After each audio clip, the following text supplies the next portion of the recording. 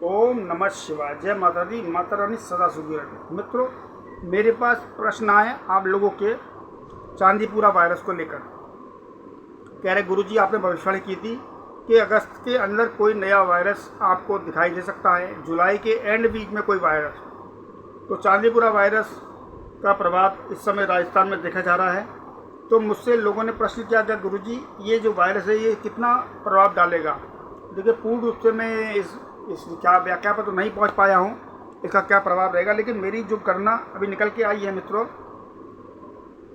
इस वायरस को लेकर, तो मैं वो आपके सामने रखने की कोशिश करता हूं।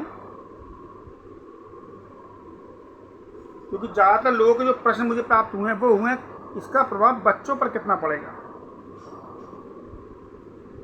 और बच्चों पर अगर पड़ेगा तो बच्चे कितने छोटे और कितने बड़े होंगे, बुजुर्गों पर, यंगों पर इसका प्रभाव रहेगा नहीं रहेगा।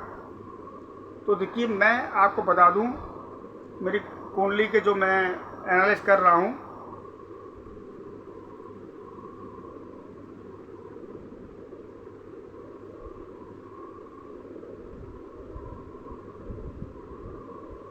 देखिए मेरी गणना कहती है इसका प्रभाव बच्चों पर रहने वाला है।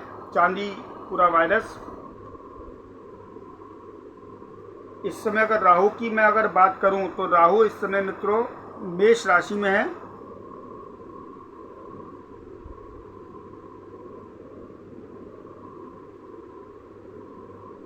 और तुला राशि में इस समय केतु गोचर कर रहा है। तो आपने देखा जुलाई के एंड वीक से इसका प्रभाव तेज होना प्रारंभ हुआ है। इससे पहले ये कहीं और था, अभी कुछ दिन पहले मुझे समाचारों से प्राप्त हुआ है कि राजस्थान में भी इसका प्रभाव चालू हो चुका है। अगर चल रहा है सितंबर में मैं इसका प्रभाव थोड़ा तेज देख पा रहा हूँ, और इसका प्रभाव रहेगा मित्रों मेरे गणना के अनुसार तो अक्टूबर नवंबर में भी इसका प्रभाव दिखेगा।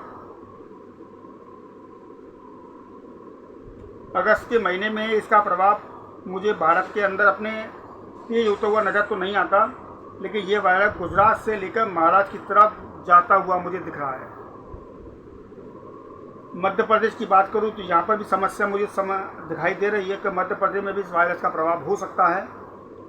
WHO को भी इसके प्रति बहुत अलर्ट होना चाहिए, बल्कि मैं कहता हूँ समाज को, पब्लिक को भी बहुत अलर्ट और बहुत सावधान रहना चाहिए। इसी बीच में हमारे सरकार के जो पालन आते हैं, अधिकार निर्णय आते हैं, उन निर्णयों का पालन अवश्य करना चाहिए। अगर मैं देख पा रहा हूँ तो 13 से 14 साल के जो कम आयु के बच्चे होंगे उनके ऊपर इसका प्रभाव हो सकता है। ये वायरस बुजुर्गों पर भी परेशान कर सकता है जिनकी आयु 75 प्लस कर चुकी है।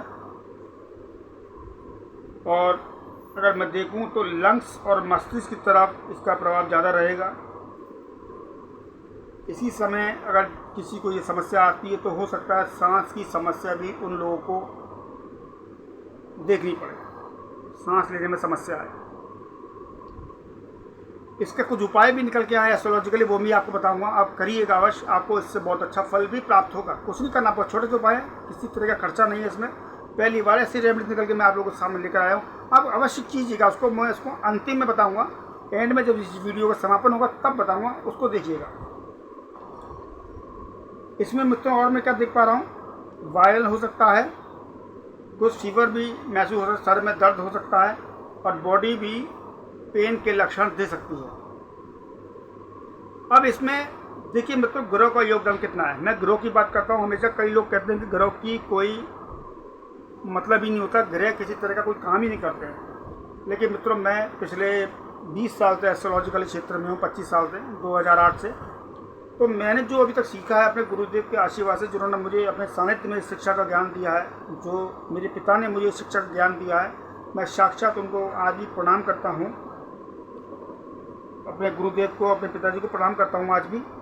तो उसकी गणना के अनुसार मैं आप लोगों के सामने ये प्रेडिक्शन रख रहा हूँ।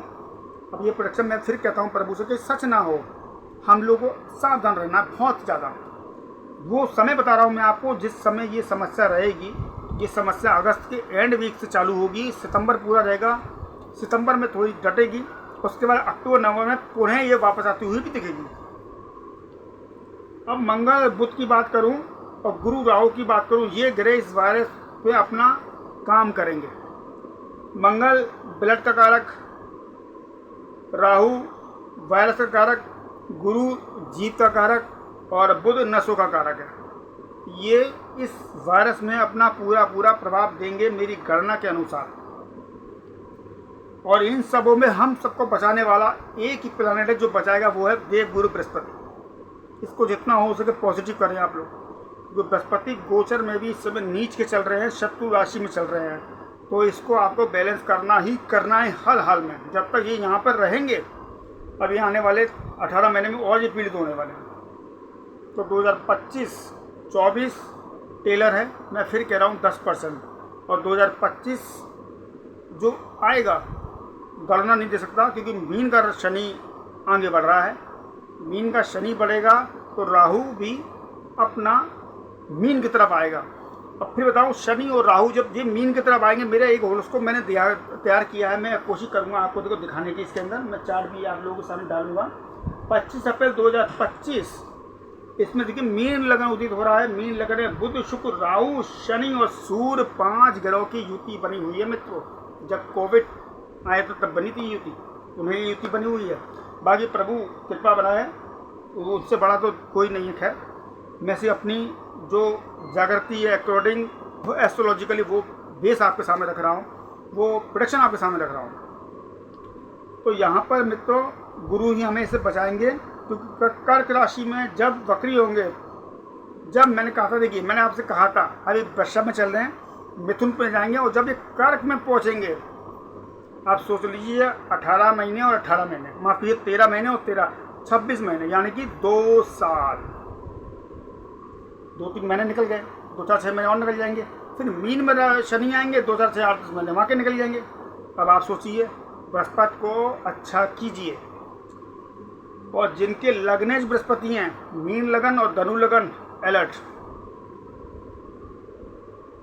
मेष लगन अलर्ट, क्योंकि आपके 12वें घर का कारक है साहब, आपके 90 घर का कारक है, पिता भाग्य बुद्धि और आपका हॉस्पिटल का खर्चा। मीन के खुद के कारक है, धनु के भी खुद के कारक है, धनु के खुद के और माता के कारक है। रोग बाग हो जाके बैठेंगे, आप अंदाजा लगाइए वो क्या होगा।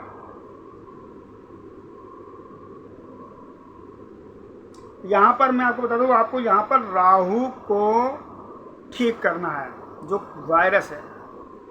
उपाय बताऊं, आप मुझे व्हाट्सअप करें, उस व्हाट्सअप पर उपाय डालें, आपको मैं रेमेडी बता दे रहा हूँ। यहाँ पर कुछ नहीं करना, यहाँ पर आपको राहु को बैलेंस करना है। अपने घर की रसोई मंगल, उसको साफ रखें। जितना अच्छा रखेंगे मंगल बलिशाली होगा। मैंने कहा था मंगल बुध राहु और बृहस्पति इस वायरस में अपना काम करेंगे। तो वहाँ आपको किचन ठीक करना है। और अगर मैं वास्तु अकॉर्डिंग बात करूँ तो घर की आपकी south east zone, south east जिसे हम साउथ ईस्ट, जिसे हम कहते हैं आपका अग्निकोण।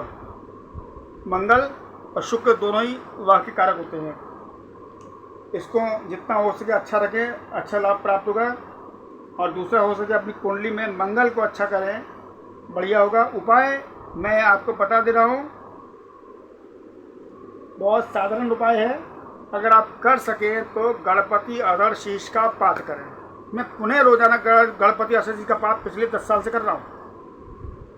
तो गणे अधर शीश का पाठ करें, गणपति वंदना करें, गणपति मंत्र जाप करें, क्योंकि इनके जाप के बगैर कोई कार्य पूरा नहीं होता। मेरे जो भी मंत्र जाप होते हैं, यहाँ तक कि मेरे यज्ञ जो करता हूँ, पहले गणपति आह्वान करने के बाद इसका प्रारंभ करता हूँ।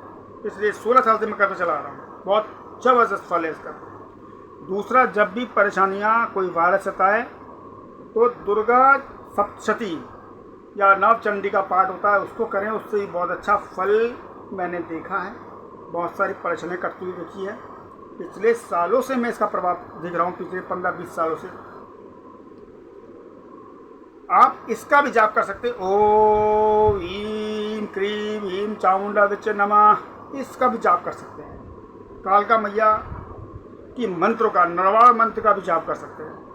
लेकिन इस जाप को करने के बाद कई लोगों ने मुझे शिकायत की है, फ़ोन किए हैं कि उनको डरावने सपने आते हैं, कोई छाया दिखाई देती है। तो देखिए हर मंत्र का एक शक्ति है। आप ईमानदारी से मंत्र जाप करें, अपनी सोच, अपनी नीयत भी बिल्कुल वैसी रखें, तो आपको इनका फल अच्छा मिलेगा। इन वायरस से आपको लड़ने की ताकत मिलेगी, इन वायरस से आपका बचाव होगा। नहीं कर सकते हैं तो भगवान शिव की आराधना करें, भगवान शिव को जल चढ़ाएं, दूध चढ़ाएं, भगवान शिव को काले तिल जल में डाल के चढ़ाएं। शनिवार को राहु को शांत होता है राहु से। और दूसरा, अपने मोबाइल में गणेश चीज़ को डाउनलोड करें, गणपति वंदना डाउनलोड करें और सुबह रोजाना चलाएं। इससे बहुत अच्छा फल आपको प्राप्त होगा। तो मित्रों, ये था राहु के चांदीपुरा वायरस का फल जो मैंने आपके सामने इस मंच पर लेकर आया। अब आज्ञा दीजिए, फिर कोई टॉपिक लेकर आपके सामने हाजिर होऊंगा बहुत जल्दी। धन्यवाद। ओम नमः शिवाय।